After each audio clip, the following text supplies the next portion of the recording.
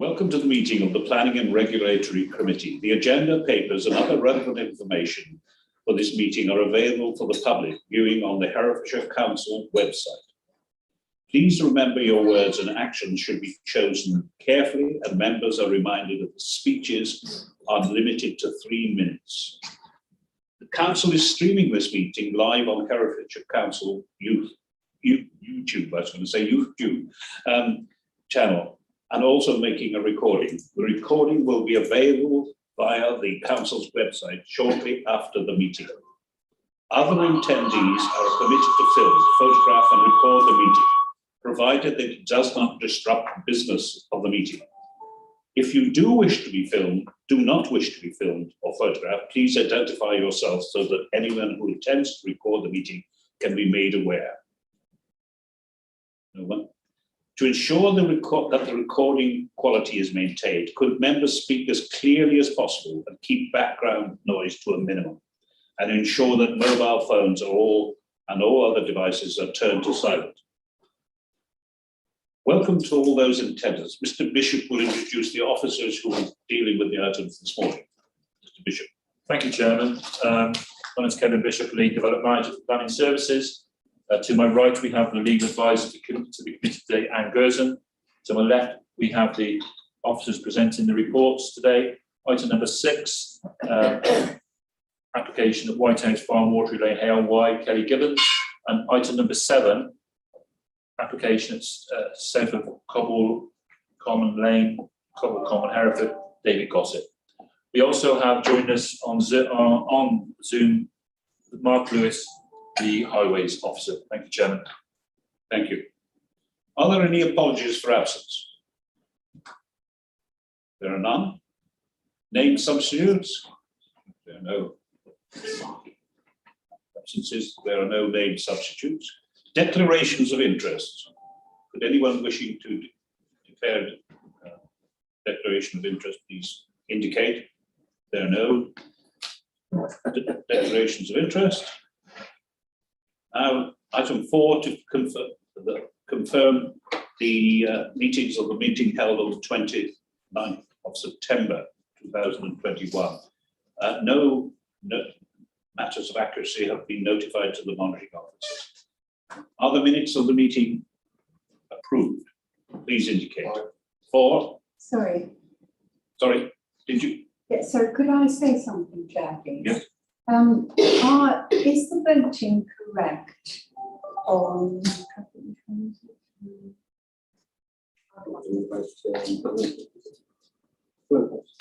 yes, sorry, I couldn't, the Flow House at Allenswick, because I thought it was 7 against and 5 in favour.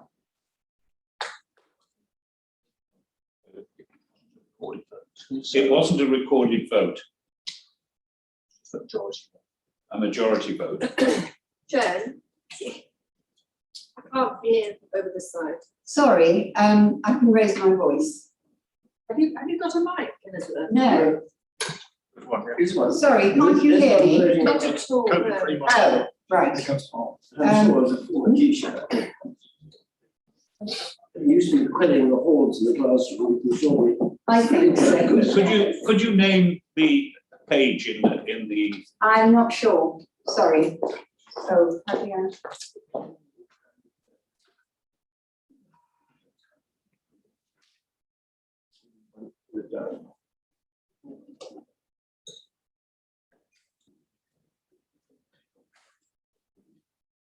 Sorry, if it wasn't a named vote, then there wouldn't be a tally on it, would there? No. Okay. Yeah. It's only.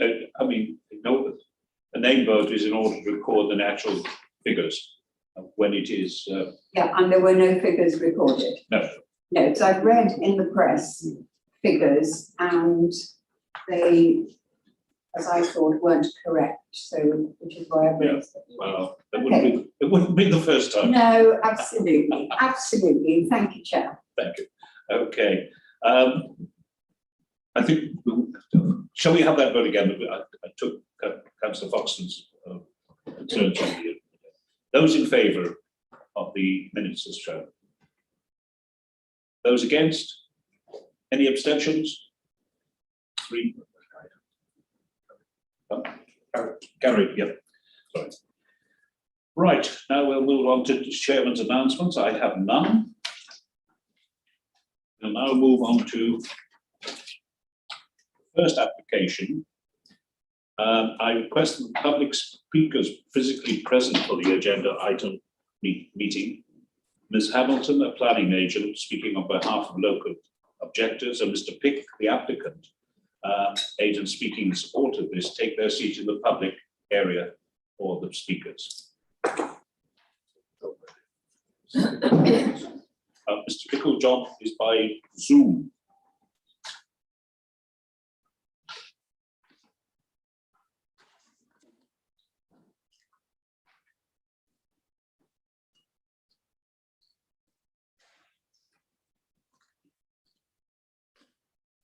Right, the application before us is for the White House Farm, Watery Lane, Herefordshire.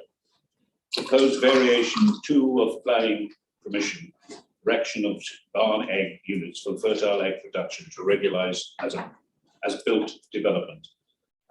Ms. Gibbons. Thank you, Make that Chairman. presentation. Good morning. I firstly draw members' attention to the update sheet that was circulated yesterday afternoon. And I'd also like to thank those who made it to the site visit yesterday morning. Turning to the presentation. The application site is demarked by the red star and lies to the southwest of the C1208 at the small hamlet of Arkenfield within the parish of Clifford. Next slide, please.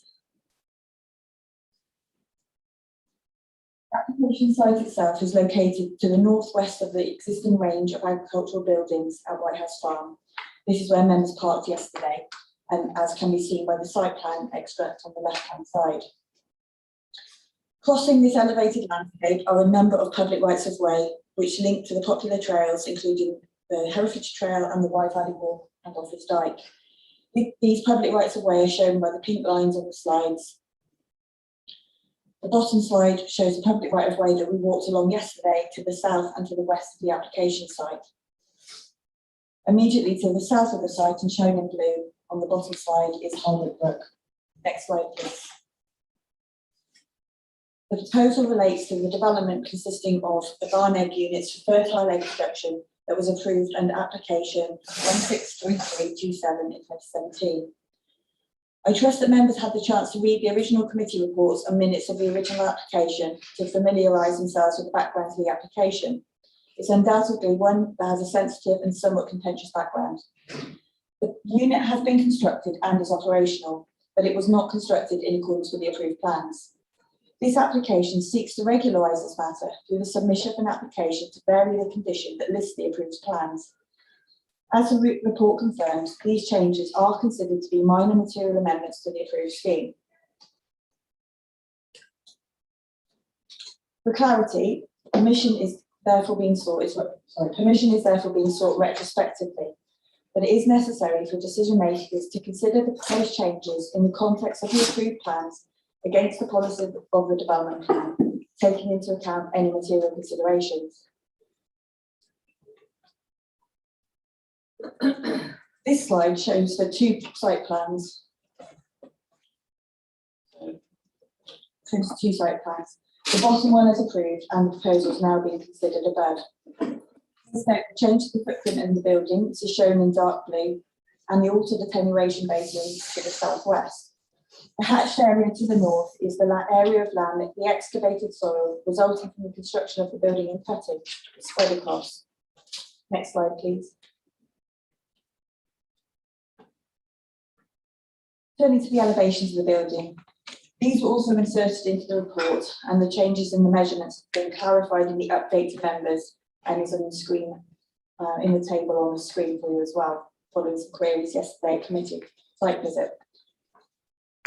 It should be noted the width of the building has not been altered. The length of the building has increased by approximately 1.5 metres, with the eaves, ridge and feed bin heights will be just very marginally different.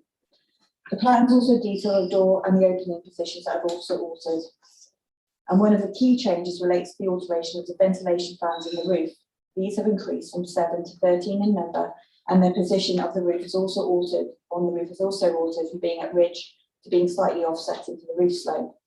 And this slide shows those, both the approved plans on the other side and those that you're considering at the top. Internal layout changes have also been made within this application. These include a slightly larger egg packing and storage area to the east, as shown on the floor plans on the screen. Again, with the approved at the bottom and what we're considering at the top. Next slide, please. Next slide, please. Sorry, Jen. These photographs show the elevations of the building as built. Top left to the northeast elevation. Sorry, top left is the northeast elevation showing the vehicular access to the building from the farmyard where we parked yesterday. Top right is looking back across the attenuation basin towards the southeast elevation. Bottom left is looking at the end elevation of the building, and the bottom right looking down at the building and its apron in cutting from the northwest of the site. Next slide, please. Representations have been made in reference to the roofing material used in the construction of the unit, and I would draw your attention to the consideration of this matter in both the report and the update. Objectors have provided a photograph taken from the southwest of the site of the building in situ as an example of the appearance of the building being shiny or not matte as required by the condition imposed on the planning permission.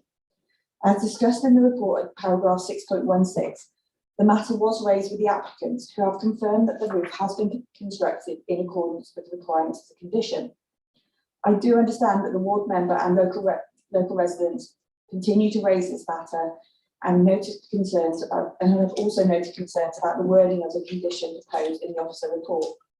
As such, I've reviewed this and have suggested the imposition of a condition in lieu of that references the materials specified on the submitted plans, and also makes it clear for the matte finish. If it is found, following any additional investigation, that the works have not been undertaken in accordance with the details as submitted and confirmed, then this would be a breach of the proposed condition, and appropriate enforcement action could be considered. The amended condition can be found in the update, and I am of the opinion that this will provide some additional clarity and precision to this condition. Next slide, please. On site yesterday, it was also drawn to members' attention that the applicant had installed a small array of solar panels to the roof utilising their permitted development rights, and these can be seen in the red square on the slide. The solar panels are generating electric and produce 80% of the annual power requirements for the poultry shed. They are powering lights, feeders, egg packer and the 13 fans. There is nothing being fed back to the grid as the shed is using all of the power generated. Whilst this is not explicitly a part of this application, I thought it was a good example nonetheless of agricultural development utilising renewable energy. Next slide, please. The landscaping scheme for the proposed development was also updated during the course of this application, addressing the landscape officer concerns as well as those of the public rights of way manager. The planting was undertaken in March of this year after the submission of the application. Extensive planting has been undertaken immediately adjacent to the building to the south and west, with the additional planting to gaps to help filter long-range views to the north and the east. The planting also offers a range of ecological and biodiversity enhancements. And on the side there, you've got the originally approved landscaping scheme to the bottom, and to the top, the updated landscaping scheme. The landscape mitigation was per as the approved scheme, but it has been refined to address the altered attenuation basin. And following a query from the landscape officer and myself, includes fencing to ensure that the users of the public rights of way are separated from the attenuation pond and the operational site. And I hope the members can see there's a faint blue line along the bottom of the application landscape plan on 201443 that shows that fencing that we saw on site yesterday. Next slide, please. So these site photographs were taken at the beginning of April, just shortly after the planting was completed. The top left is looking back across the attenuation basin towards the building and the agricultural buildings. Top right is along the public right of way, again towards the existing agricultural buildings. The bottom left details the infilling of the gap with a new hedge to the northwest, and the bottom right showing the new planting at the top of the embankment to the north of the building. Next slide, please. The landscaping complements existing mature site boundaries, such as the hedges and trees alongside, to the south along the Hardwood Brook and to the west along the public rights of way. The top left photograph was taken looking back from the site from the public right of way to the west, as shown by the red arrow, and that one was taken in April. The one below, which was taken from a similar position, was taken earlier this week with the public rights way, and the public right of way to the top right is on the other side of that hedge. The bottom right photograph was taken from the elevated position to the northwest, very northwest of the site, where the yellow arrow is, looking back across the application site. Next slide, please. Turning to the matter of flood risk and drainage, members saw yesterday the attenuation basis in situ and would have seen the comments as well in the report in respect from the land drainage consultant. They initially reviewed and agreed the drainage strategy as part of a discharge condition. The revised flood risk assessment and surface water management plan was submitted during the course of the application and reviewed again by the drainage consultants. The council's technical consultee has raised no objections. It is noted that the report considers matters in relation to soil type, infiltration, flood risk, including climate change, and reviews the as-built scenario, confirming that the construction exceeds the expectation of the design proposals and thus offers greater flood protection downstream. The summary of the recommended features is shown on the slide alongside the landscaping plan. Next slide, please. The top left photograph shows this basin as built, and the photographs to the top right and bottom left are the public rights of way to the south and to the west of the attenuation basin. Again, the fencing is now in situ to improve safety of users of the public right of way. To conclude, officers have carefully considered the proposals and conclude that the resulting development would not cause any demonstrable punitive harm to the character of the countryside or surrounding landscape in the context of the existing permitted scheme and having regard to the detailed landscape mitigation scheme and conditions imposed in relation to colour and materials. Officers also acknowledge that there's significant concern about the impacts of the development on the River YSAC and how other designated conservation sites. However, officers have concluded that there is no change to the original assessment of no potential adverse effects on the integrity of the River YSAC or any locally designated wildlife site, and there is no change or effects identified. This application is considered to be screened out from requiring a further HRA assessment process, and no appropriate assessment is required. As confirmed by the report and the written update, the proposal would not give rise to any unacceptable impacts on air quality, residential amenity arising from odour, noise or emissions to the atmosphere and water environment, and policies of the core strategy as detailed in the report remain satisfied. Likewise, technical matters in relation to site drainage and highways have been revisited and are considered compliant with the requirements of the development plan. Officers have carefully considered the representations that have been made during the course of this application and are content that the application relates to a minor material amendment. It is not necessary to consider the entire planning permission again. The differences between the development as approved and built are clearly set out in the report for you. I acknowledge the frustrations in respect to the retrospective nature of the request to vary the approved plans, but the legislation is written to allow for such approvals to be granted, subject to the consideration of the amendments, having regard to the development plan and to any other material considerations. The application is recommended for approval, subject to conditions as set out in the report and the update. Right, we now come to public speakers. So the first public speaker I have is Ms Hamilton, you have 3 minutes.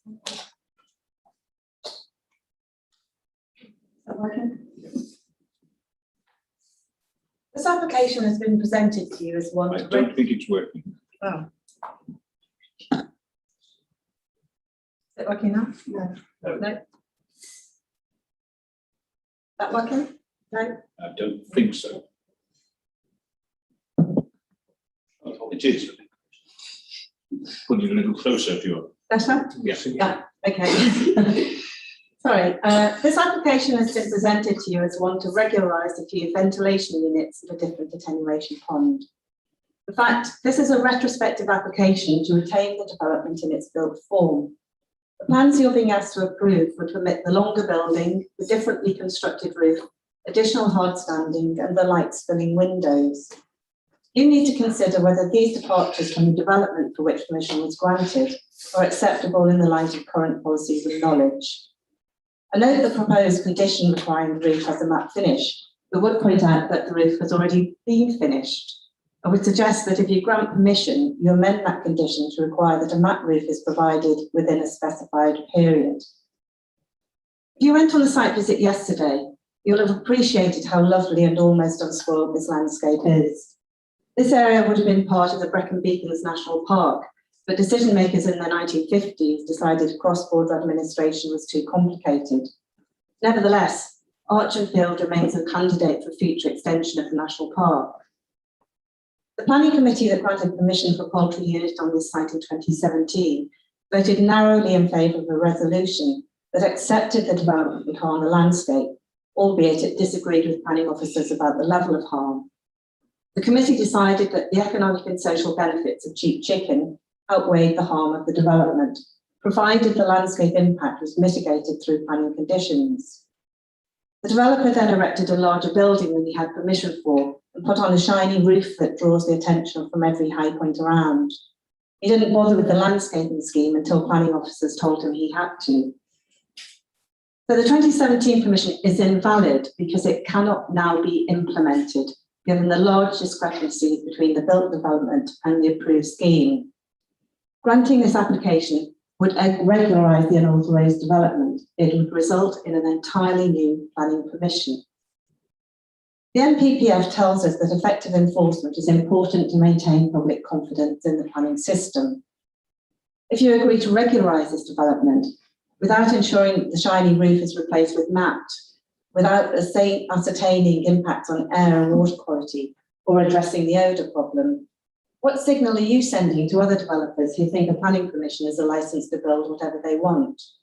And what are you saying to voters concerned about the oversupply of intensive poultry units in the county and their impacts not just on the River Wye SAC, but on the landscape, air quality and our all-important tourist businesses?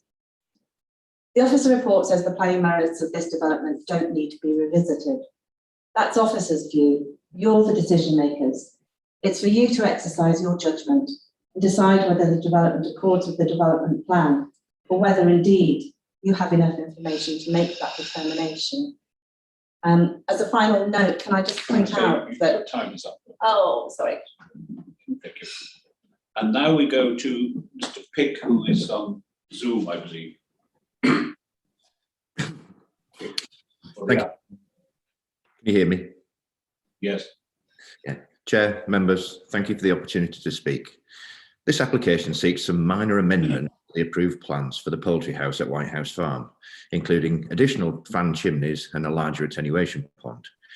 The planning issues associated with this proposal are very limited, and matters associated with the principle of the poultry unit are not planning considerations in this instance. The applicant has worked with your officers and provided all of the required supporting technical assessments for this application. The noise assessment undertaken to BS 4142 shows that the additional fans will not impact on the amenity of neighbours.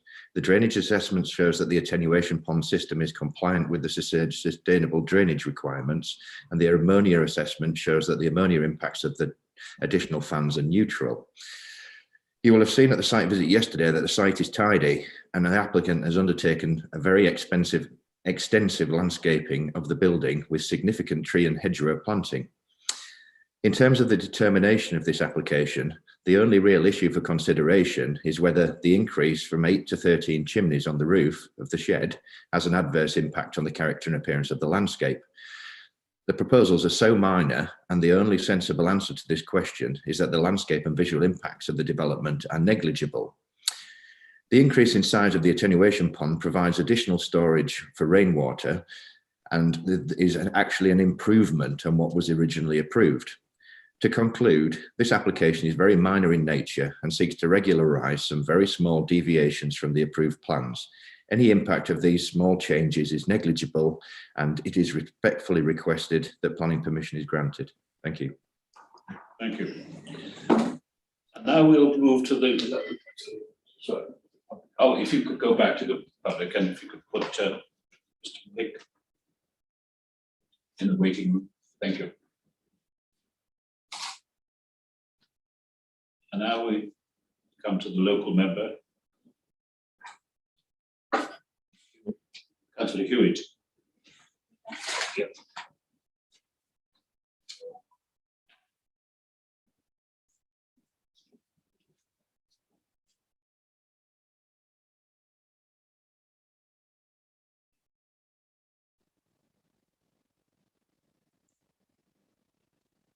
Right. Councillor Hewitt is the local member. She has the right to speak to begin the debate and has the right to come back at the end of the debate.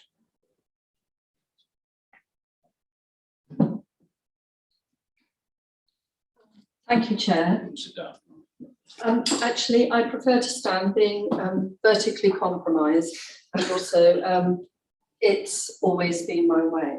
So, committee, what we have before us is an unfortunate result of an application that should never have happened in the valued landscape of the Golden Valley. The original decision from officers was that it should be refused, and there were excellent submissions from Roland Close and from the landscape officer, Carly Tinkler. They knew this application shouldn't have been permitted. They recommended that it shouldn't. And committee passed this narrowly. Would that I had been ward member in that era. And it was heavily conditioned in order to comply with the core policies in our local plan. What we got was permission by condition. Never a good place to start. If the shoe doesn't fit, it will cripple you, even though it's cheap and pretty, etc. If the thing has to be tweaked and adapted so heavily to meet acceptance, then it shouldn't have been passed in the first place. Permission by condition is not fair on the businesses and residents of Herefordshire. It makes for a planning mess, and I do have some sympathy with officers trying to make a silk purse out of a sow's ear. As elected members, we have to speak up and say it like it is. Neither should the committee here being asked to offer up solutions to the mess. In this room today, we have to decide on a new application. Is this application acceptable in its entirety in the landscape? If not, then it goes back, and the building as such remains in its illegal status. It's not for us to sort out this mess. The mess wasn't of our making. The maze of S73 or S73A and the last minute acceptance that it is an S73 application has filled my head with a problematic legal issue for the last, well, 6 months. I think it's more like a year. We now understand that essentially this building isn't legal. It's not built as per either the original plan or its conditions. Enforcement have accepted without investigation or demur the applicant's trade description of a roof which everyone hereabouts will report as shiny. And, committee members saw the building yesterday, and what I have to say about its shininess or mattness is that we've all had a mirror and known that if we want to get that mirror to burn a piece of paper, we have to get the sun at the right angle to bounce onto the paper to cause the burn. And actually, it's the same with the landscape. It will present itself, it will catch the shininess when the light's at the right angle. And on a dull day, possibly it wasn't that visible, but we could definitely say that it wasn't stippled in order to prevent that. So in my opinion, the thing is still shining. The loss of the Y on 70 miles of the loss of the keystone species on the Y for 70 miles, water crowfoot, which is sensitive to the deposition of nitrogen, which is sensitive to the deposition of nitrogen from the release of ammonia associated with intensive poultry units like this, calls upon us to make every effort to understand with a degree of scientific certainty what the actual ammonia emissions from this IPU are. Modelled calculations can be unreliable. For instance, the modelling used is nationally accepted standard. However, we know that small water bodies in my area, in the Golden Valley, are too high in nitrates. And simply to assert, as ecology has, that since there's no change to the number of birds, then the permission that was originally granted on the modelled air emissions still stands. I can't feel is correct. The difference is that, that although there's no change to the number of birds, there is a change to the condition of the Y, which cannot and should not be asked to accept even the smallest increment in nutrient loading to its already compromised water. So an actual reading of ammonia emissions from this unit would, to my mind, be extremely edifying. A deterioration in air quality poses a risk to the habitats and species for which the SAC is designated, a fact acknowledged by Natural England in 2019. It is perhaps possible that the pivotal determinant in calculating the level of emissions would be the number of pooing birds. However, the rate at which this air is released into the surrounding environment, that is 13 fans as opposed to 7, may well have a calculable effect on ammonia levels and even on the smell for the amenity of the residents surrounding, not just the smell, but the effect on health.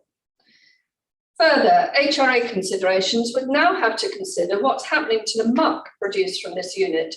Where is it being disposed of? And what is already being put on the soils of the agricultural smallholding?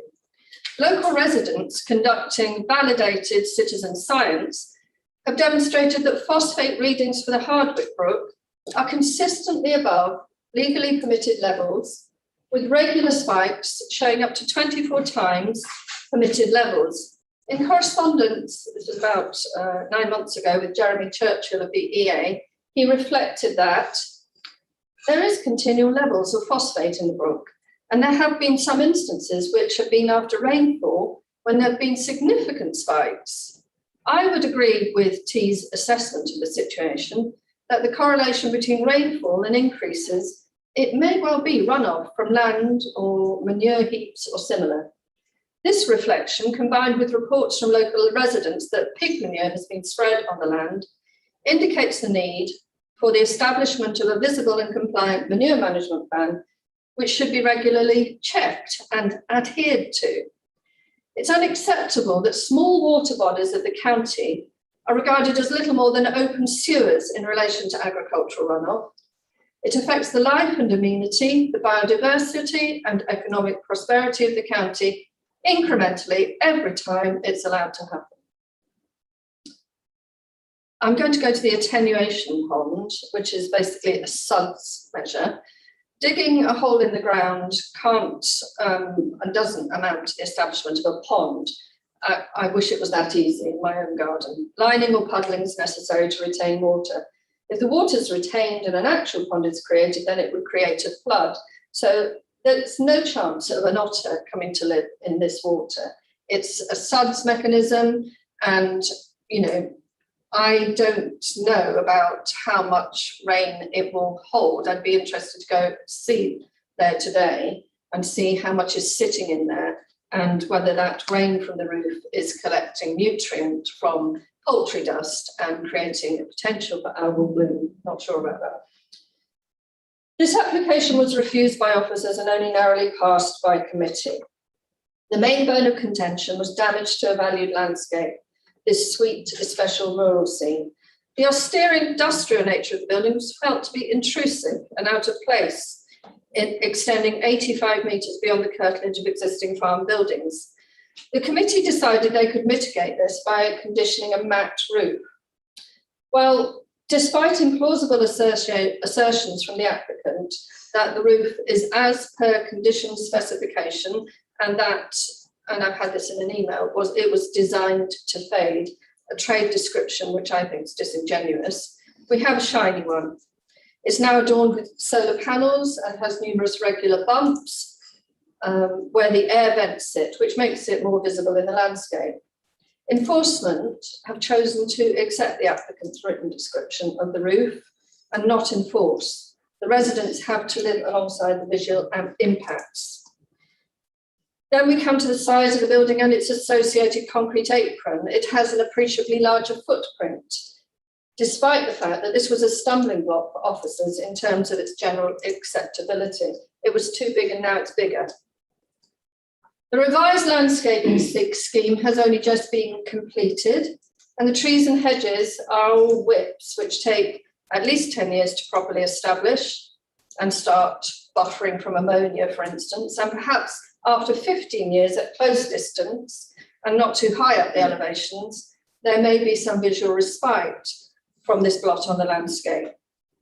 From the public rights of way above and the surrounding hills, my guess is that it will always be visible. It's been suggested in the officer report that there might be an opportunity to come back to this application at a later date and enforce against the roof, if it was found to be the case that by some mishap, the roof was not actually specified as specified in the condition. My understanding of this application is that it will regularise the whole built form as it is there when you saw it, and that there will be no opportunity to correct deviations from the previously agreed built form. However, I see the supplementary advice added yesterday afternoon accepting that this is a 73A application and that this has now been added, the condition of a mat roof, as a condition to this new application that will supersede the original one, that the roof should be modified to ensure that it is mat as per the original permission. So I'm going to conclude there. I have, at this point, I have a conclusion to come back to later on, but you get the general drift of what I'm trying to say. Thank you, committee. Thank you, Councillor Hewitt. Can I now move into debate in a moment? I just wanted to clarify one, two things. Can we realise that we are not here, and much of the representation we received is about the principle of the original development. That was taken to judicial review and was rejected as a judicial route. We are here to consider the amendments to the original plan.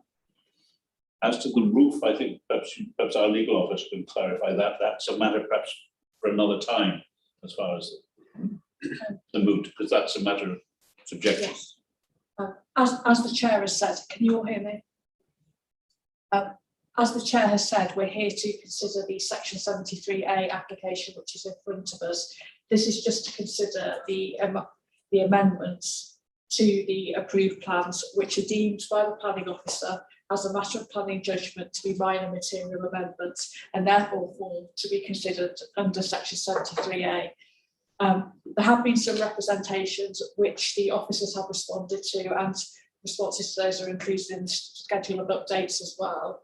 A lot of those representations are based on the amendments being material. If the amendments to the drawing were material, for example, the difference in the length of the building was 10 metres, we wouldn't be at committee explaining considering this application. The application would have been rejected. The amendments to the approved plans being the chimneys on the roof, the ventilation fans, and also the length of the building being 1.5 metres longer than the approved plans are considered to be planning officers to be minor material amendments, and the application needs to be considered in accordance with these principles. Right. Councillor Milne first. Thank you, Chairman. It is for members to decide whether the unauthorised changes from the approved plans to the as-built form are materially minor or major in nature. and the best way of doing this is to consider what would be required to correct them. Given that the building is of an altered length and height, both in the eaves and the ridge, now has multiple side windows and additional roof vents, and a reflective rather than a dull matte type of roof, and that the hard-standing feed bins and attenuation pond are all incorrectly sized, it would be reasonable to conclude that amendment would require, at the least, substantial reconstruction.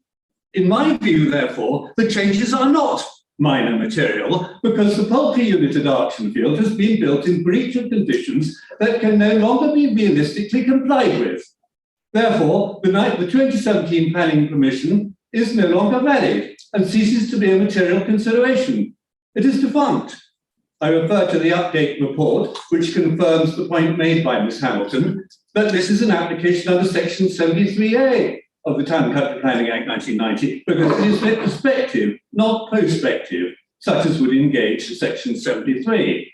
Case law, such as Sullivan in Wilkinson and Rossendale, cited by Ms Hamilton, confirms that a section 73A application, by seeking to remove or amend a condition no longer capable of being complied with, would unacceptably undermine the earlier permission. It is not the purpose of section 73A to regularise a retrospective development.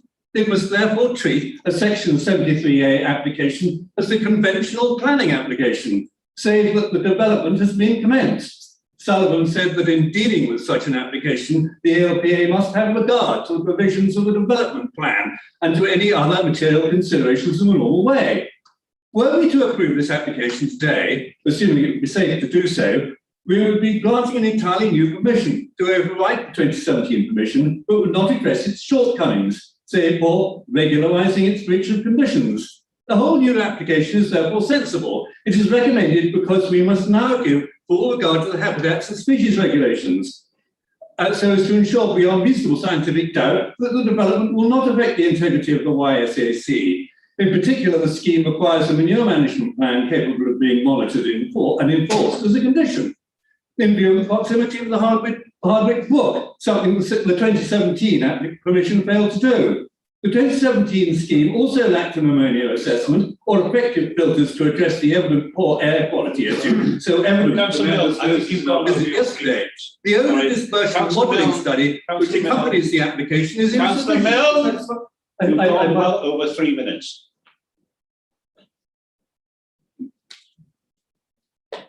Are there any other speakers? Councillor Bowen and Councillor Welling. Thank you, Mr. Chairman.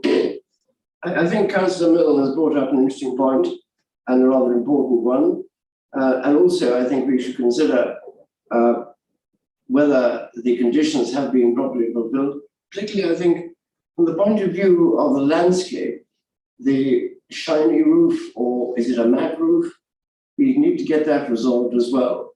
If it's a shiny roof, it was definitely conditioned to be a matte roof. We should make sure that is so, I do believe. And the disbursement of the muck from the sheds is also, I think, a very important point. I'm not quite sure where we can go on this, but I would like some advice from the planning officers as to where we can go, and also advice on Councillor Milne's interesting remarks. Important remarks, I think. You want to make a comment now?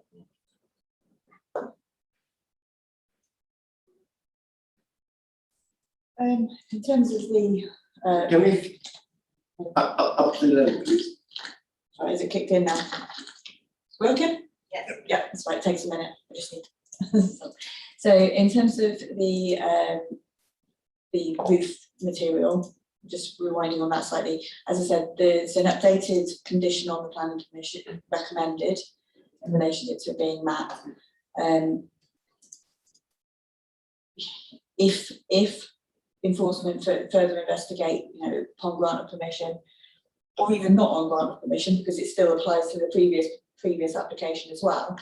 If there is the opportunity for enforcement to investigate, if they find that it's not matte for whichever reason, or wish to continue and investigate and enforce against the breach of condition, then that opportunity remains. But it's you know, that's a matter for our enforcement team to work out what next steps are to take. In terms of manure management and that's what, yeah, I'm sure you've all had it. It was covered off in the original report. It's not being revisited as part of this application. It was covered off in the 2017 application and covered at that time. Right, Councillor Wilding. Thank you, Chair. I'd just like to go back to the statement, these are minor or small changes. When it comes to the fans, for instance, is it 7 to 13? Without having a calculator in front of me, I worked that out. It's going to be something like 80 to 90% increase in the number of fans. I don't think that's a small amount. So the question is, why is it necessary to have so many more fans? I can only assume that's to extract more air, which probably means more odour outside. It's just my feeling on that. Other than that, I agree with everything that Councillor Milne said and everything that he was about to say, but he didn't have time. So I'll stop and he can finish off my 3 minutes if you like. Thank you, Councillor. Can I just say, the principle of the fans is an animal welfare issue. You know, the extraction fans, if you have to have fewer fans, you have to have more powerful fans, basically, in order to get the sufficient air out. Councillor Rome, and then Councillor Jones. Well, yeah, thank you, Chair. Can I first of all say thank you to Ms Gibbons for a report which was easily understandable, easy to digest, and went straight to the crux of the matter. We stood in a field yesterday and we looked at an agricultural business, an agricultural area, an agricultural county, which has been set into the ground and there's got lots of trees planted around it. I agree they probably take a few years to grow. But looking at it, looking at the material changes which we are here today to decide upon, in my opinion, and I've used the term before, possibly a layman's opinion, those material changes are small. We have got as I said, an agricultural business. Councillor Hewitt said, speak up and say it as it is. I really think, I wonder why this ever came to planning committee. This should be bread and butter all day long under delegated powers to experienced, trained and highly professional officers. I'm a little bit surprised it's even got this far, but I'll be voting with officer recommendations today for what I see is extremely small changes. Thank you, Chair. Is that a proposal? Yes, it is. Is there a seconder?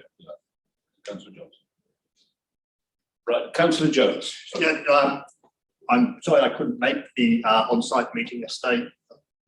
There will be a first time. I will make one day, I promise you.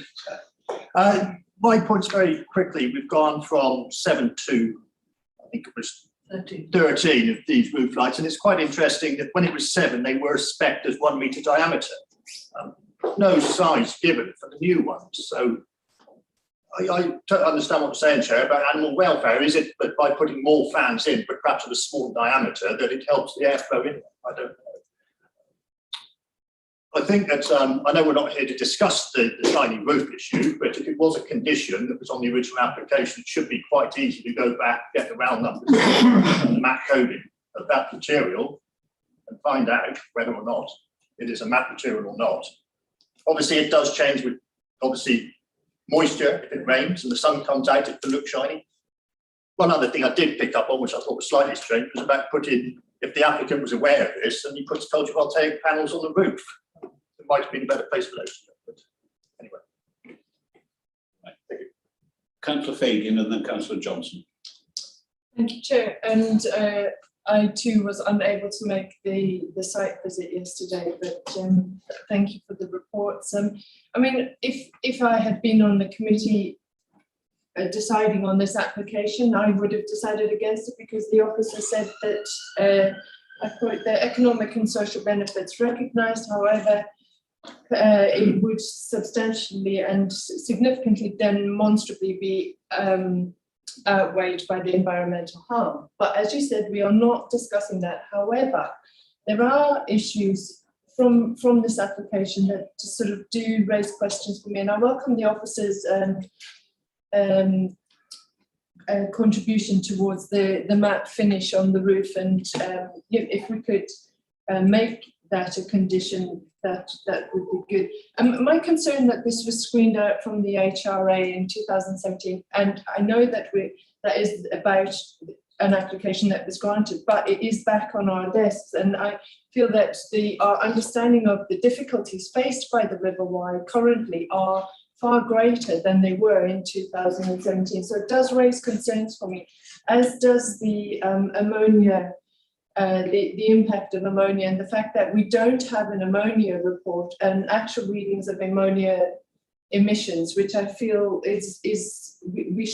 could be conditioned that we start monitoring those, given the impact on the Wye, and the manure management. Again, we can't just say it's sitting on our desk. We just can't say that we ignore the manure management issues. Also, the light spilling from the windows and the impact of that. Is there a way? This is a question for the planning officer. Is there a way of us dealing with the light spill from the additional windows?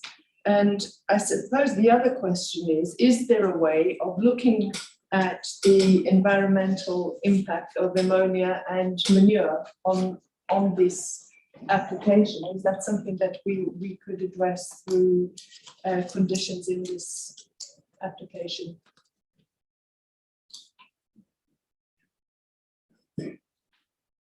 Students, do you want to say something there? Wait. We've got a time lag before we get the sound. We've got 10 seconds delay. Is that working now? Yeah, okay. So in terms of light spill, as you would, sorry, I apologise, you weren't there yesterday, but in terms of the building is in cutting. We can't, I don't think No? some of the members can hear it. Is that better? I have to hold it up. There we go. Get my own microphone and everything. So in terms of the way that the building's in cutting, the windows are minimal on the building, and the building is also in cutting, and the landscaping will mature over time and obviously impact on that.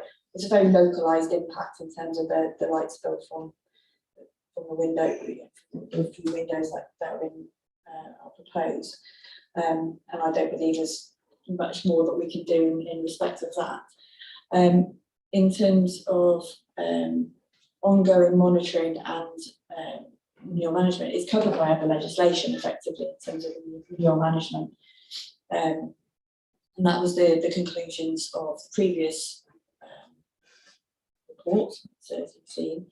And in terms of to ask the applicant or to do monitoring of this as part of this application on basis of the minor material amendments now proposed, then I don't think it would be a reasonable expectation. Again, it is a matter that's covered by other legislation as well. So it's not something I think is a reasonable condition of this plan.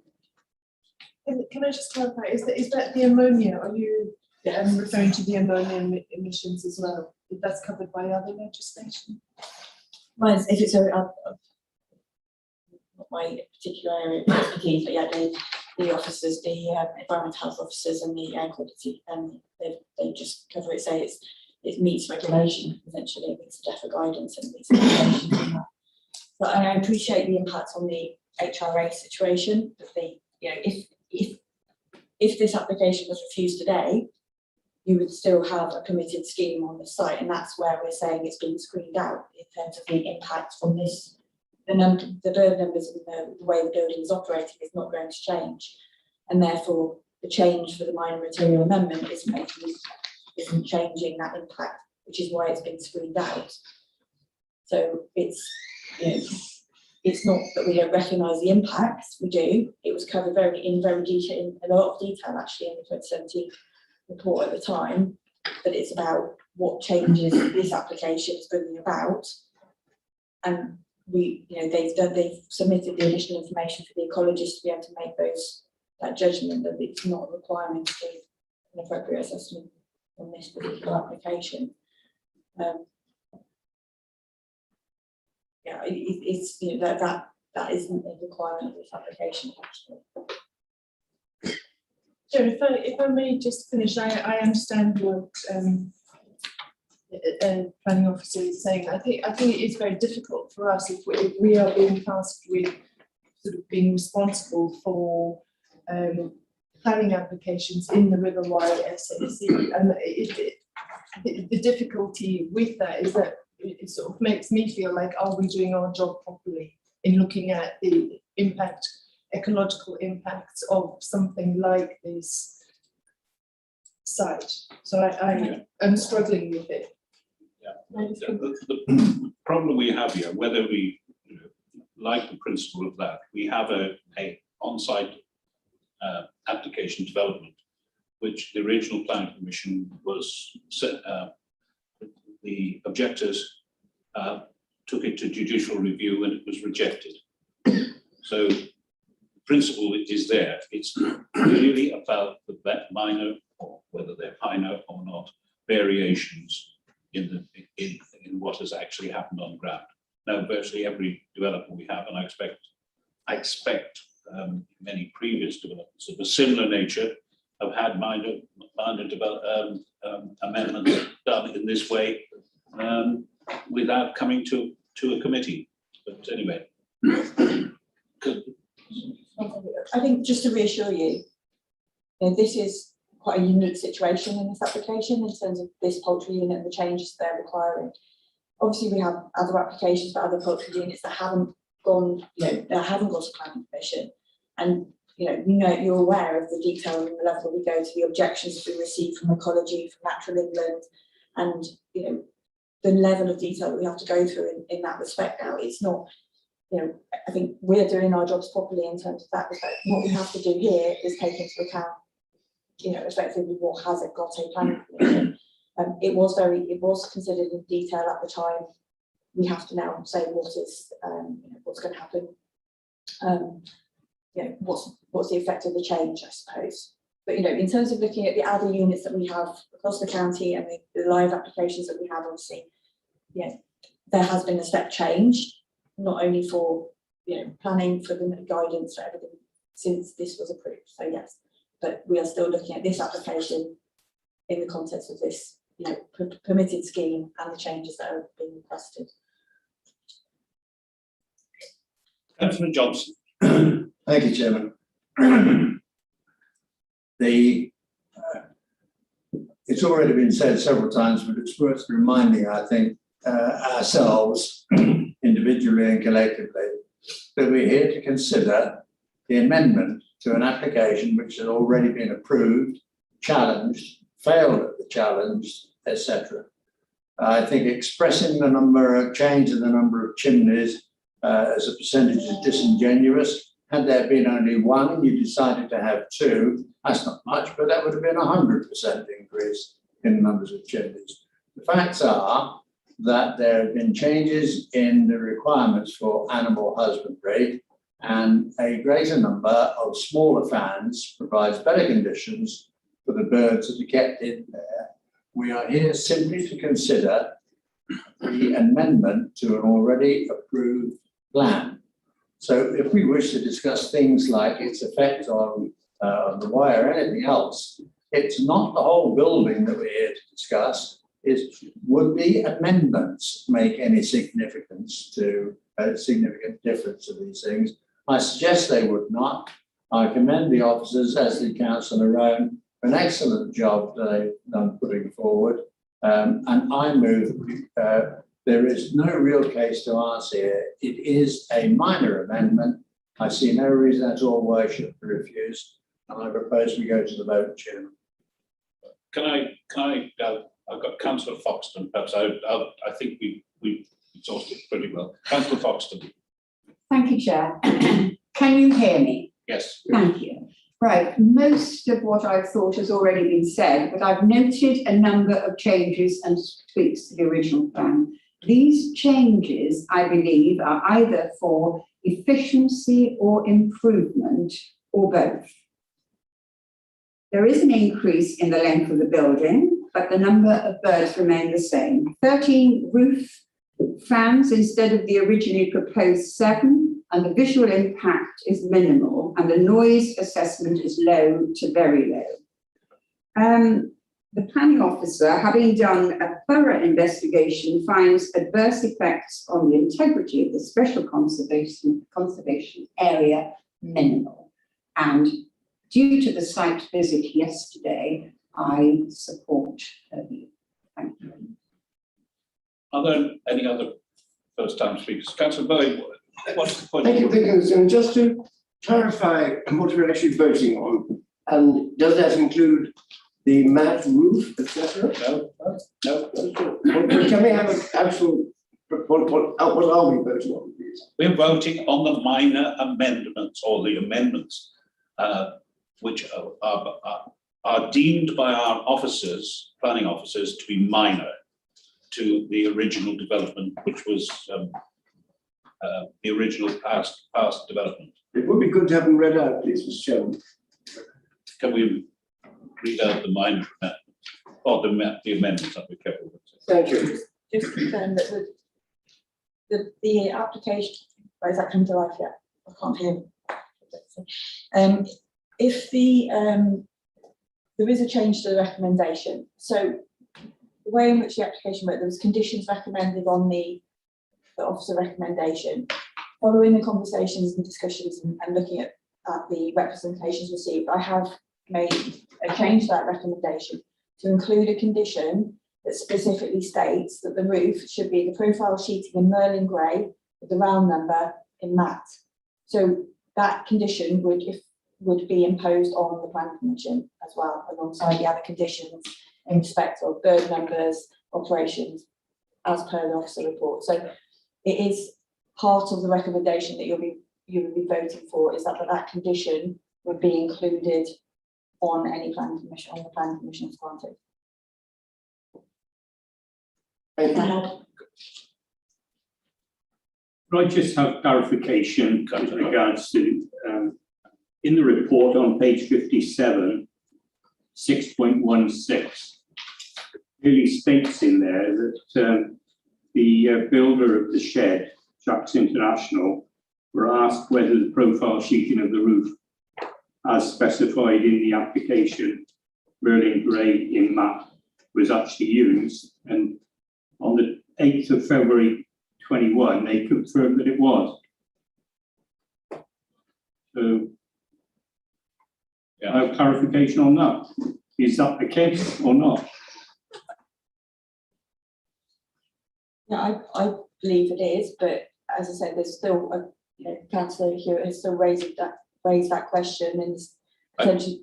I think the position is that the condition was that particular grade of matte, whatever it was, and the builder actually says that that's actually what's put on the building. So it's up to enforcement to find out whether that is the case or not when they analyse the position. But it's a continuing condition that was one that was given in the first original planning commission. So that's, you have to assume that the builder is correct. Otherwise, there could be problems with them if it's not the case. But that's to be clarified at a later condition. But I mean, basically, what this is doing is continuing the existing condition. Yeah. Sorry. Right. If there are no further speakers, we have a proposal and a second. Perhaps I'll hand over to our officers to sum up the situation before I come to the local member. Thank you, Chairman. Yes, members are the decision makers, so it's within their gift to make their view, their decision on this application. As you were aware, officers clearly identified within the report that the changes proposed are minor minor material amendment to the original planning permission, and it's that which I feel should be considered today as part of your vote. Thank you, Chairman. Local member. Well, this is a question I haven't had answered by officers. Can you please give me a distinction between the principle of development, and I want a legal argument here, and the actual development? Because, you know, if what has actually been built is not compliant with the plan, that is, you know, the measured plans and and it is not compliant with the conditions, hasn't it upturned the principle of development? And, you know, I need a legal answer here before I conclude, because I'm extremely confused as a ward member. I know we're in a Silper Salzir condition that it's built, but I want a proper legal response to this because I just do not understand it. Legal officer. Yeah, I think the And officer's I need to report- hear you. I need to hear you. Sorry, I'll speak up. Can everyone hear me? Yeah. The officer's report clearly sets out paragraph 6.1 that a section 73 application can be used to seek a minor material amendment. There is no statutory definition of a minor material amendment, and as stated before, it's a matter of planning judgment. However, my view in this case would be that it's very clear, you know, it's 1.5 metres longer than the approved plan, and it's 13 roof panels instead of 7. I think you can get the effects of amenity and from the original proposed development. It's not part of the 73, original application. 73A. It's quite clear based on case law and other examples that this will be a minor amendment and not a material amendment. If it was a material amendment, this application, as stated previously, this application would not be before this committee because it's highly likely that an enforcement notice would have been issued. And this also, any application for a material amendment would be refused by the local planning authority because it would be in accordance with our policies. So it's been conceded, this is a section 73A, which means that the building is in breach of its original planning permission and its conditions, and you're now talking about a section 73. But I think it's in the gift of the committee here today to understand whether these are minor. I mean, you've been advised by your officers that their view is that they think the amendments are minor. But, you know, and I think in residents' opinion, and in view of the context in which we find ourselves, so context has a conversation with us about what the culture is and the decisions that we make. So, you know, I'm unsatisfied that it's still being spoken about as an S73 by our legal officer when there's been a concession that it's an S73A. I'm unsatisfied that they're being considered as minor material amendments because what we have in front of us is not a matte roof. I mean, we could say, couldn't we? Oh, let's just accept that, you know, we supplied you with a glazed window or a double glazed window, and you know that it's a single glazed window, and they're telling you, well, actually on our form, on a piece of paper, it says that it is. But, you know, there are mishaps that occur, and it's possible here that this is a mishap, that actually it was put down on the sheet as a certain thing, and it's not that thing. So that's one possibility. So I'm not satisfied about the roof. I'm unconvinced that there's scientific certainty around the cumulative effect on the SAC. Now, we know that as an authority, we have to apply the precautionary principle. That is, that we're scientifically certain that there isn't a possibility that ammonia emissions could affect the SAC. And actually, we don't have a reading for ammonia emissions. And the officer here today has said that it's unreasonable to ask the unit, the owners of the IPU, to monitor this and tell us what's actually happening. we're in the rare position in this situation where we could get an actual reading of what's happening with the air emissions there. And I know I've had one of those fan things that I put on a wood stove, that if you put it on there, then immediately any smells that are left from cooking or from essential oils that you put on the wood burner, they get distributed more robustly into the environment. We haven't got scientific certainty about the fan because we haven't been given the engineering spec for what they've actually put into the roof. So I don't think we can be certain about that. A healthy organism can take a little poison, but a continuous drip is the poisoner's art to effect murder by incremental drops. The Hardwick is telling me as ward councillor that something's wrong. We need more certainty. And if we're falling shy of insisting that the building is taken back to its originally permitted form and dimension, then we must at least have a higher assurance and under scientific certainty of the nutrient loading on the Y, both in terms of air emissions and in terms of runoff.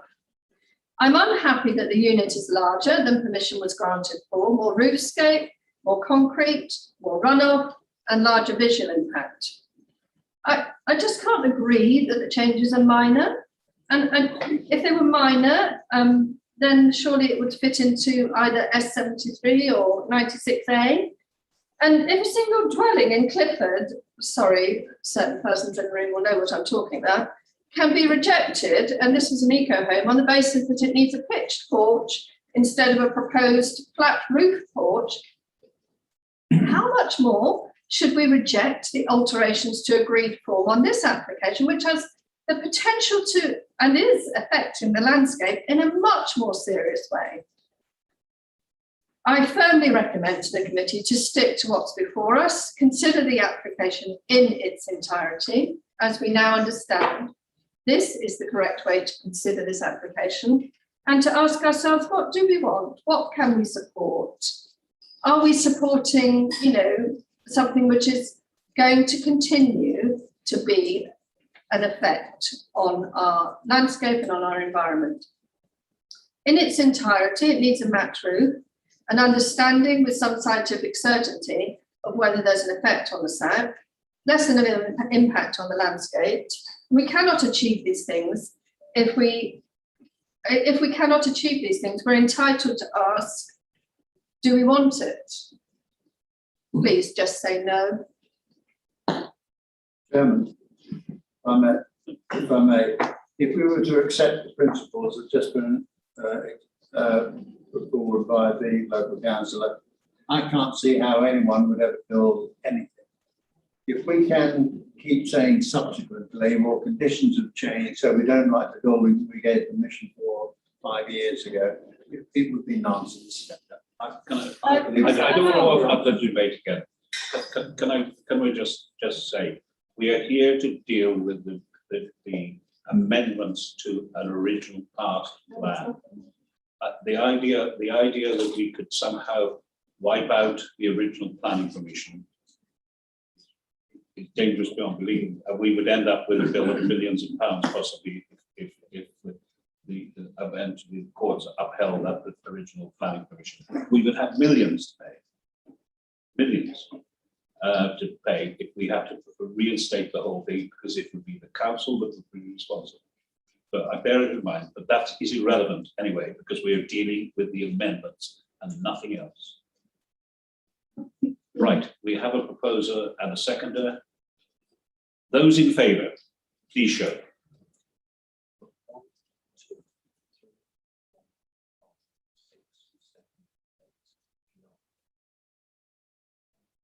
Those against? 1, 2, 3. Abstentions?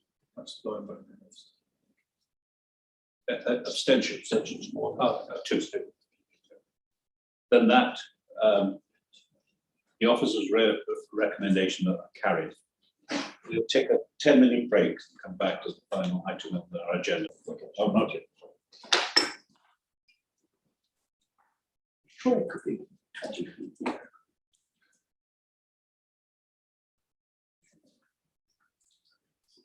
Can I welcome you back to the meeting following the adjournment?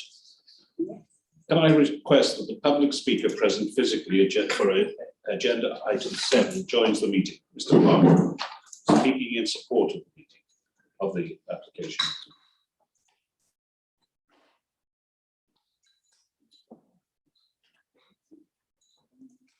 Already got a statement.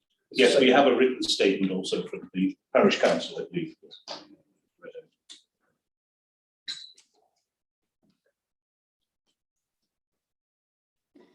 Application for a variation of condition 2 following grant of planning permission, seek approval for amendment of designs. Right. Can we now go on to the officer's presentation? Yes, thank you, Chairman, and good morning, members. Firstly, I just direct members to the update sheet for 2 further representations, some correspondence with the developer, and then some changes to the recommended conditions that form part of the recommendation statement. As set out by the Chairman, this is a Section 73 application. It's a variation of Permission 174681, which was a full planning permission for the erection of 7 dwellings. Initially, this application proposed some changes to the design and scale of the dwellings, and later has included an amended drainage strategy. It is recommended for approval by officers subject to the conditions set out in the report and update sheet. The development plan today is the core strategy, and Allensbourne Parish also has a neighbourhood development plan that has been made. On the slide in front of members, the red star denotes the application site, which is on the south side of Cobble Lane. A number of objections have been received in regards to the principle of development. However, that is not under consideration as part of this Section 73 application. The existing permission for 7 dwellings will act as a fallback position. It is the difference between the approved and proposed that members are just deciding. In either event, the application site lies within the settlement boundary of the neighbourhood development plan and is an allocated site for 7 dwellings. Next slide, please. This slide shows the application site marked by the red line, with Elm Tree Cottage to the west, Red House to the east, and then on the opposite side of Cobble Lane, Armstrong House, New House, Hollybush, and Cobble Cottage. Currently, as members will have seen on the site visit yesterday, it's under development, but was previously, as shown in the aerial footage, image rather, it was previously agricultural land. Next slide, please. This shows the proposed block plan, which is similar to that approved already. The ANDP seeks to protect the dispersed low-density character with large plots set back from the highway's edge in Allensbourne, and specific to Cobble Common, seeks to maintain that linear development pattern that's been established. This block plan demonstrates that that linear settlement pattern is to be maintained, with large setbacks of around 20 metres from the highway's edge. As part of the application, the applicant is proposing also dwellings and car charging ports for electric vehicles. Next slide, please. Here is the site layout and landscaping plan. This is unchanged from the approved plan, but briefly, it shows existing boundary treatments to be retained, landscaping to the front and rear of each dwelling. Internal boundaries will be laid with hedging and postal wire fence. There are ecology and habitat enhancements. The same is already approved as set out on that plan. Next slide, please. Briefly, for any members that weren't able to attend the site visit, here are some photos from the application site. These 3 have been taken within the application site and are colour-coded to show the direction of the photos. They show that the building plots have been levelled and cleared, and gravel substrate has been laid for the hard-standing access and turning areas at the front of the application site. Next slide, please. These photos are from a west access of the 2 accesses to the site. It shows the relationship between the site and opposite to New House and Hollybush. This access is largely level between the road and the site. Next slide, please. And this shows the east access, so the second access. The red photo at the top right shows the cut ground, so that the difference in the gradient between the application site and the road is most clearly demonstrated by the exposed earth from the banking to the right-hand side of that photo. Blue photo, so top left, shows access to Armstrong House on the left-hand side of that photo, with access to the development site on the right. And then finally, that green photo looks back down Cobble Lane towards New House with the development site on the left. Next slide, please. This provides a bit of context for the proposed changes with the two street scenes of the proposed at the top and the approved at the bottom. There are three house types across the development site. The first house type is seen on plots 1 and 7. Second house type is seen on plots 2, 4 and 6. And then the final house type is on plots 3 and 5. Across these house types, there's a unified material specification on both the approved and proposed schemes. On the approved scheme, however, there was standing seam metal roofs, whereas the proposal is now for natural slate coverings. Across both the approved and proposed, it was timber and brick predominantly for the walls. In changing the house type for plot 6, it's changed the housing mix slightly. So plot 6 was approved as a 2-bedroom unit and is now proposed as a 4-bedroom unit. The resulting housing mix is 3 4-bedroom units and 4 3-bedroom units. Next slide, please. I'll briefly look through the elevations of each of the house types. This is plots 1 and 7. 7 is the handed version of this, or mirrored version of this. So you're looking at plot 1 at the moment. These remain 3-bedroom units as already approved, although there is a slight increase in the ridge height, as these were previously designed to appear as bungalows with internal first floors. These are now half dormer bungalows, so the ridge height has increased slightly. But again, because they're the half dormer design, it's lower than a typical 2-story dwelling. These roughly accord with the, because these are the end sort of bookends of the site, these ridge heights roughly accord with the adjacent development at Red House on one side and Elm Tree House at the other side. Members will note there are no side windows proposed, and so the potential for overlooking is greatly reduced to those adjacent sites of existing dwellings. Next slide, please. This is plots 2, 4 and 6, with 6 being the mirrored version of this one here, which shows 2 and 4. These are 4-bedroom units with attached garages. And this is where we see that change in housing mix, as plot 6 has changed from a 2-bedroom to a 4-bedroom as shown. And that's the only change in the housing mix proposed. Next slide, please.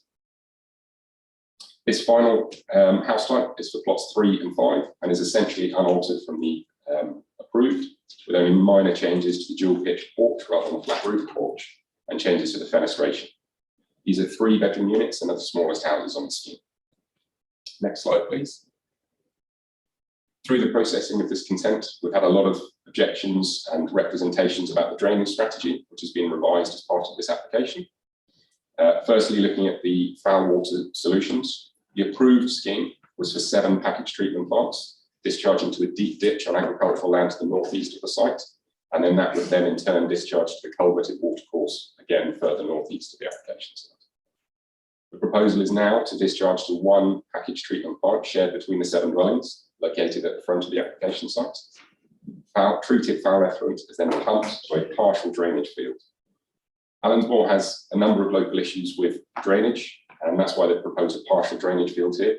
Essentially, when the water table is low, the partial drainage field will act as a normal infiltration, where treated effluent will just infiltrate to ground. As water levels rise and the groundwater, normally through the winter, it will then instead discharge to the culverted watercourse as already approved under the approved scheme. As part of the initial development of the site, it was identified that there was a foul effluent leaking into the highway ditch at the front of the application site. This is a third-party discharge, has nothing to do with the development site, it's not part of the considerations today. In regards to surface water, the approved scheme was to have soakways at the front of the application site, impermeable tarmac and attenuation ponds to collect the water that runs off this impermeable tarmac. The proposed scheme has now moved the soakways to the rear of the site, which has enabled them to use permeable access, parking and turning, so a combination of tarmac and paving there. And these soakways have been now account for the 40% change in climate change, which is now the requirements. In addition, as shown on the plan, the highways ditch that runs across the front of the site that members will have seen yesterday is now proposed to be culverted underneath the accesses, whereas this was left unsaid in the approved scheme, so it was unclear what would happen with it. Site levels have been reduced across the application site as part of this proposed scheme, which is considered to slow the water runoff, and in combination with the permeable paving will reduce surface water runoff. Finished floor levels, as shown on the plan, range from 100.1 to 100.7 metres above ordnance dating. And officers' view and our drainage comments confirm that the proposal is not considered to exacerbate flooding and introduces methods to deal with it as set out in the surface water drainage strategy. Next slide, please. This shows the remaining of that drainage infrastructure, with a partial drainage field set in the middle of the plan, and then that discharge pipe to the culverted watercourse running to the top of the plan. The application has been supported by a detailed maintenance and operations schedule for the drainage infrastructure, which secures its ongoing maintenance. And all of this area is covered by legal easements so that future occupants and their contractors can access and maintain this infrastructure. As it's a pump system, we've required them to install 2 pumps, so it provides a backup in case one fails. And they've confirmed that there's a local company that can respond within 24 hours to deal with any problems that arise. In summary, the application results in a change in the housing mix, with a 2-bedroom unit changing to a 4-bedroom unit. This is still considered to accord with policy, as it provides 3 4-bedroom units and 4 3-bedroom units. The materials on the site better align with local character with that natural slate covering rather than standing seam metal roof. And overall, the drainage strategy is considered to be an improvement on the approved scheme and better deals with both foul and surface water drainage and deals with the flooding matters better. While a number of objections have been received and they've all been summarised in the officer's report, it is recommended that the variation of condition be granted, subject to the conditions set out in the report and in the update sheet. Thank you, Chairman. Thank you. Right, now we have a written statement from Parish Council. Statement on behalf of Allensmore Parish Council. Allensmore Parish Council did not object to the original application 174681, recognising that the site is appropriate for development. Indeed, it is one of the sites allocated for new housing in the now adopted NDP. However, concerns were raised regarding the appropriateness of the style and density of the development and the challenges of achieving a suitable drainage solution. With regard to the current application, 210068, seeking to vary some aspects of the original proposal, the Parish Council has no objection. Indeed, we welcome some of the changes, such as lowering the roof levels and the inclusion of heat pumps and charging points, but have 2 major concerns. Firstly, lowering the ground level has the potential to exacerbate the drainage challenges. We feel it is essential that the drainage proposals for both surface and foul water be particularly rigorously designed, scrutinised and enforced to minimise the risk to the surrounding area as well as the new houses. This should include the building phase to ensure that the flooding of the lane is not made worse during this period. This is a complex and specialist area, and the Parish Council does not have the expertise to make this determination, but believe it is essential that experts at Herefordshire Council ensure that this has been appropriately accomplished. Secondly, this is a large development in the context of a narrow lane and the impact it makes on nearby residents and the local environment. We urge that the conditions imposed for development phase recognise this context and are strictly enforced to ensure minimum disruption. These should ensure that the anticipated passing place is created in time to alleviate the problems due to the additional traffic and HGVs during the development phase. However, this must be done at a time and way to cause minimum damage to the bird and wildlife population. It has also been noted that the passing place is in a location liable to frequent flooding. The inclusion of a drain at the passing point would make it more effective and improve the current situation. Whilst we do not object to the amendments, we strongly urge that the above matters are addressed and regularly monitored by the planning authority as a condition of any approval. Right, thank you. Speaker in support. Yeah. Hello, can you hear me? Yep. Brilliant. Baby Homes is a local family business with the aim to provide high quality housing for Herefordshire, employing local staff, tradespeople and suppliers. Our vision is to become one of Herefordshire's leading quality developers. We purchased the site with full consent of 7 houses. We revised the planning to include improvements in the house design, drainage and materials. The existing planning pre-commencement conditions have all been discharged and work has commenced on site. We've engaged positively with local residents on 2 occasions by holding on-site meetings and appointed a professional drainage consultant to help us mitigate the villagers' concerns. We now have the support of the council consultants and the parish council. The areas of improvement over the existing scheme are the drainage scheme, the surface water management, passing place, the aesthetics and the environmental aspects.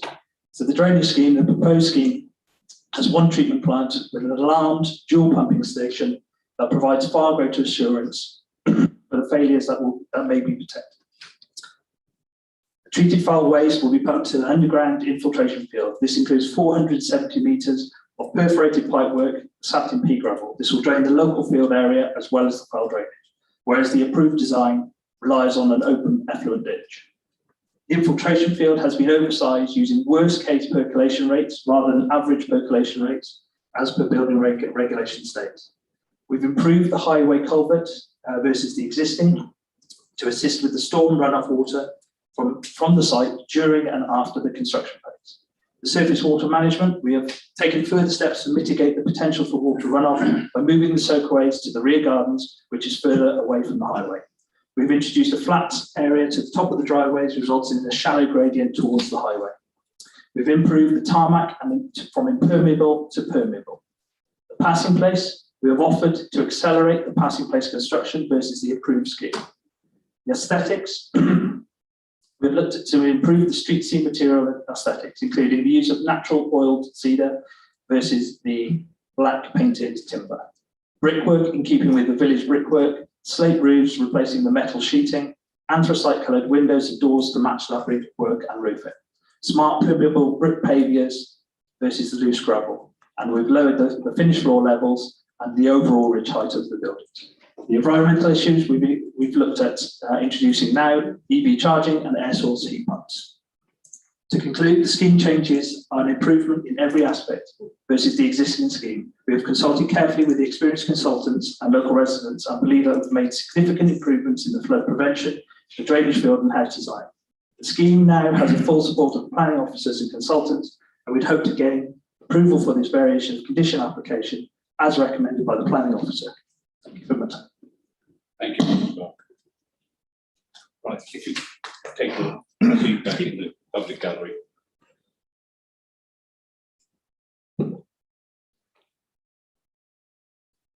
Councillor Balderson is the local member and I ask her to make her presentation, please. Thank you, Chairman. Would you like me to use a microphone or can everyone hear me? Okay. So thank you, Chair and committee members. And thank you for your attention yesterday at the particularly soggy site visit and for your upcoming debate today. I would also like to thank the planning officer for a detailed and comprehensive planning report and presentation. The planning officer has summarised a large number of public representations exceptionally well within section 5.2 of the report and has addressed many of the issues raised by residents within the officer's appraisal in section 6. Thank you for that. In terms of this site, it was previously seen by the Planning Committee back in 2019, prior to the significant flooding more recently seen across the area. Then, unfortunately, back in April, the developer commenced works without the discharge of pre-commencement conditions, which resulted in enforcement action and has caused considerable unrest within the village. The pre-commencement conditions have now been discharged, and the developer has had several meetings with residents to discuss today's application.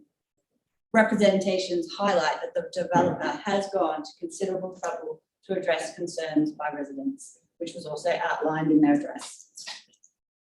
As a result of the public meetings with the developer, some residents, although still against the principle of development, have withdrawn their previous objection on the belief that the revised plans represent an overall improvement and will be less likely to exacerbate the existing flood risk, which affects surrounding properties and the village as a whole.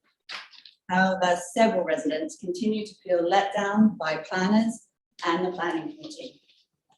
They believe that either drainage scheme, original or the one before you today, will exacerbate flooding in the area to the point that it will cause regular flooding to their home. This in turn will make insurance difficult, significantly and negatively impacting the value of their home and the quality of their life. They feel so let down that they unfortunately did not see any value in attending today to speak against the application and have been advised by their insurers to officially put Herefordshire Council on notice. And I see these representations have been included in your supplementary material for today. As identified in paragraph 6.3 of the officer's report, the officer has assessed that the principle of development is not under consideration as part of this application. However, within the same paragraph, the planning officer also indicates that the policy position has altered since the approval of the original application by way of the Allensmoor Neighbourhood Development Plan being adopted last year. On one side, policy A3 designates the application site for residential development. However, policy A7 addresses drainage, flooding, and sewer matters. One must determine whether the variations are substantial enough to go to the heart of the permission. Many residents would argue the risk of harm to existing residents is substantial. 21 out of the 22 resident representations against this application raised significant concerns over drainage, flooding, and sewerage. In addition, they identify that the size of the properties are increasing, with a 2-bedroom house being changed to a 4-bedroom house. The ridge heights of 3 houses are increasing, with one increasing by 1.5 metres, and there are associated impacts to highways. Residents ask that the principle of development be brought under consideration, particularly given the impacts seen since the original determination due to climate change and the recent adoption of the Neighbourhood Development Plan. I would encourage you to hold a robust debate on this matter and ensure you are completely satisfied with the officer's assessment. In addition to the lengthy comments and concerns raised by the drainage consultant, residents raised a number of matters in their representations, and I would just like to highlight a few of these to you this morning. Firstly, the developer has removed huge amounts of soil and replaced it with membrane and stone, in effect creating a large soakaway, approximately 4 feet deep, almost to the water table, the whole length of the site closest to the highway. Residents believe this is not included within the planning permission, and the water from the site will drain over and under the road, flooding a drinking well, front gardens and houses, and infringe on riparian rights. Questions were raised over the timing and results of the percolation tests, as they were not indicative of locally known conditions. Inspection tubes and wells are in place in the area to enable the water table to be monitored and understood. No consideration of this important local information appears to be included in the assessment of the drainage solutions. Questions were also raised in relation to the reported groundwater level, and concerns were raised that the level and material movement of the water table in Cobble Common was not adequately considered when determining whether soakaway and SUDS proposals are viable and sustainable year-round. Specifically, a resident representation indicates that before percolation tests are carried out, there is a requirement for digging a trial hole to estimate the groundwater level. If done during the drier seasons, the engineer must estimate where the winter ground level would be. The groundwater level must not be within 1.2 metres of the drainage field base, in this case 2 metres below ground level. The developer's drainage test plan state 2 metre deep groundwater check, no groundwater encountered. The resident goes on to indicate that this is not adequate, as the presence or absence of groundwater on the day of testing is not the requirement. The requirement is an estimate of where winter groundwater levels may reach. A drainage field should not be installed in a floodplain or in a seasonally waterlogged, boggy, wet area such as Cobble Common. Lastly, residents also highlighted that an Environment Agency permit will be required as the discharge to ground or surface water exceeds the legal limit for this treatment plant. There is great concern about the high level of phosphates entering the Wye network from sewage treatment plants, causing catastrophic pollution in the River Wye.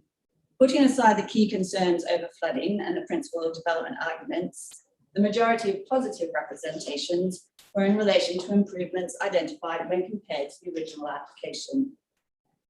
In addition to the developer's address, they have also submitted a summary within your supplementary material outlining some of these positive changes, and examples within the public representations include improvements to the aesthetic appearance and landscaping, house design, EV charging points, improved drainage design, and the development being an overall asset to the village. So in conclusion, with such a large number of mixed representations, as ward councillor, I can only encourage as robust a debate as possible. So I hope you take my comments on board as you determine this application. Thank you, Councillor Bolton. Open up the debate. Councillor Andrews. Thank you, Chair. Just a quick question. If we don't go by this recommendation from officers, am I right and correct to be saying that the applicant go back to the default position? Which is generally accepted by even the objectors, that is marginally preferable to the. So which is more acceptable? The current one is deemed to be marginally preferable to the fourth. Thank you. Yeah. So just to clarify the point, Chairman, the existing proposal now before you is an improvement on the drainage strategy than what was previously approved. Are there any other speakers? As I try and track your attention, Chairman, from the side. Yeah, as Councillor Andrews has just pointed out, the default position, if we do not approve these changes, goes back to the original approved application. So to my mind, the improvements, and I think they are improvements made by the applicant to this in this proposal, is preferable to the one that was approved previously. I'm sure you don't want me to mention anything about shiny roofs again this morning, but to my mind, that makes a huge difference to the street scene that this will project onto the local environment. And I think the amount of work that must have gone into devising this drainage strategy into what is an area of, I should say, a dubious drainage history, I commend, because it would obviously have taken that kind of commitment to bring this proposal forward to come up with a strategy as comprehensive as this. So I think this is an improvement on the existing strategy. I think that refusing it would go back to the original application strategy, and therefore I would propose from the Vice Chairman's seat that we accept the officer's recommendation on this application. That second you? I will second that. Councillor Hardwick. Right.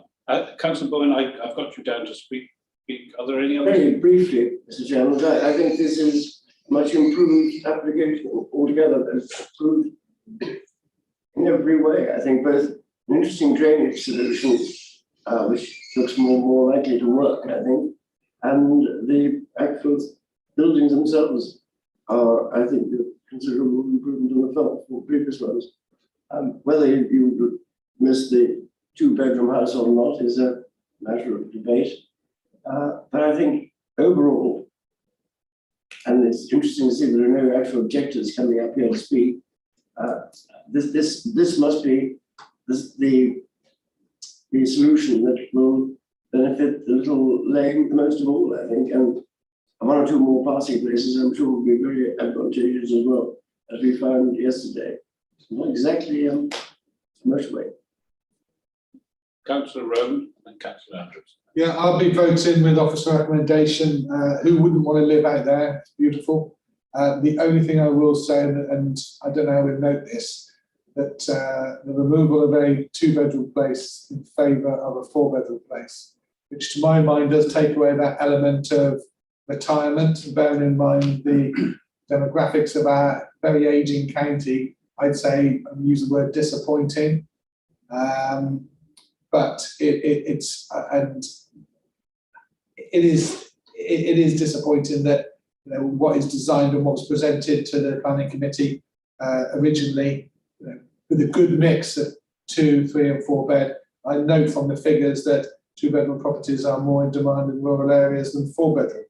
So that is the only reservation I have, but overall I will be voting with officer recommendation. Councillor Andrews and then Councillor Fee. Thank you, Chairman. I think Councillor Rowan said it all. It's the loss of 2-bedroom properties. There's a high demand for 2-bedroom properties, both in the city and in the rural areas. I'm very sorry indeed that this has been removed from the plan. Councillor Fee.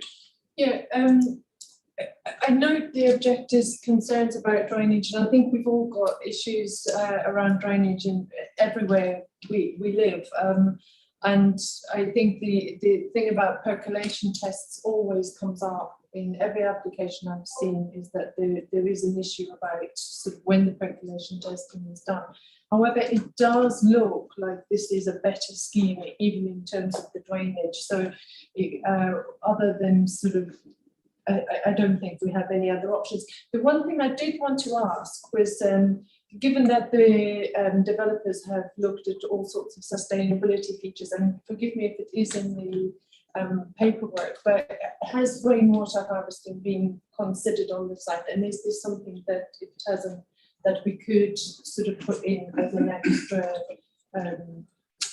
sort of drainage feature? Can I say, although you're not allowed to have the applicant to speak in this proposal, I see when you were saying it, he was nodding, so I'd say no more than that. About the rainwater harvesting, sorry. Councillor Stone. Thank you, Chairman. I think we can all understand the flooding concerns expressed by local residents, especially this morning when it's been absolutely pouring down outside.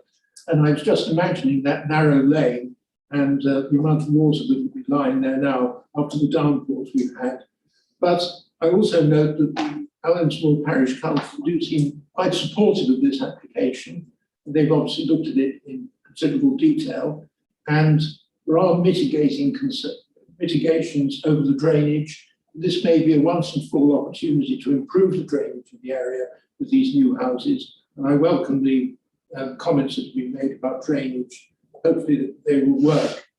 The highway culvert improvement, for instance, should be positive. Although in my experience, culverts need to be regularly cleared out. And often they get blocked up. There are other positive points. Another passing place in the main, that would be a great help. Heat pumps, electric charging points, all very much dealing with the climate emergency. And I think overall the benefits of this application seem to outweigh the disadvantages. Thank you, Chairman. Councillor Milne and then Councillor Wilding. Yes, thank you, Chair. I won't launch into a tirade again. I refuse to be cut off in my prime a second time. I'm glad you think it's your prime. Point of view. So I simply want to acknowledge that, as I think most members have already acknowledged, that this resubmission represents an improvement. I do always go and have a quick wander around the community which I don't necessarily know before, and get a sense of its vernacular character, its underlying history, where it's come from, what sort of little cottages that Common Ages very often perpetuate with, if you'll forgive me, Chair, very often have primitive Methodist chapels. I don't think there was one couple, but it does seem regrettable that we see new houses that are not necessarily of the scale or of the dimensions and character and materials of their predecessors. I think this offering from Aaron Hicks is a very good one, though. It could be better. We were stood on many tons of imported limestone. Goodness knows where that had come from as we did our site visit yesterday. And I couldn't help feeling, have we really been considering climate change in the land? Have we been considering how our choice of materials, whether it is for roadways or for the buildings, necessarily reflects the vernacular character of Herefordshire and the carbon footprint of bringing those materials in? That's just a comment. Thank you, Chair. Councillor Wiley. Thank you, Chair. I agree with what most people have said, actually, and I'll be voting for this. And again, I just think that the loss of the 2-bed is a slight shame, but I can understand why it's probably happened. I just wanted to say, while we have the developer in the room, that I applaud the fact that they've made improvements without really being forced to. and hope they will continue to address the climate and ecological emergency and make further improvements when they make another development. Right, are there any other speakers? There are none. Can the officer address the point that Councillor Fagan made about rainwater harvesting? Yes, Chairman. Happy to, if the proposer is happy to have that as a condition attached to the planning permission, for that to be added to it. Yes, sorry. Then that can be added. Can I just say, as regards drainage and Cobble Common, I know very well, indeed, and yeah, it has got a very high water table. But in terms of our drainage consultant, he is exceptional in his eye for detail. In fact, I quite often get complaints from agents because he's going to the nth degree to make sure he gets a scheme which meets the criteria that he's looking for, that will be satisfactory for the area. So I hope that gives you confidence in his professional advice to you. As the case officer has clearly laid out in the report, these are minor modifications that are improvements actually to the original scheme, bringing a more traditional feel to the units. You've quite rightly picked up on the issue of the loss of a two bed, which is unfortunate. But overall, the benefits of the proposal are considered acceptable, and obviously, consequently, Chairman is recommended for approval. Can Councillor Hardwick, if he's happy with the amendment to the condition? Yes, Chairman.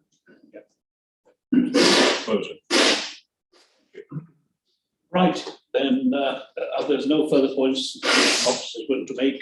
We'll go back to Councillor Alderson. Thank you, Chair. Thank you very much, members. I really do appreciate your debate today, and also I imagine it's unusual to see an application such as this at Planning Committee. So I do appreciate the democratic right for residents to raise their concerns and have them aired in such a meeting in public. So I do appreciate that.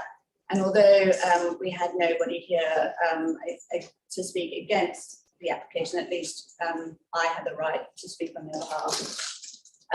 I also hope that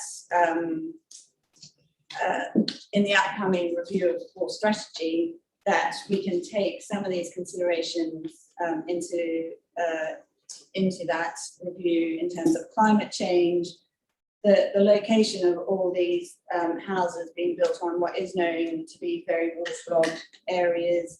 We are very fortunate now to have a neighbourhood development plan which will help the residents in their concerns about drainage, but I do appreciate the debates, and I hope that some of these elements can be included in the core strategy review coming up. Thank you. Right. There are no further any legal points. We have a proposer and a seconder for the officer's recommendation with an amendment concerning a recommendation for rainwater harvesting. Can I have those in favour of the resolution?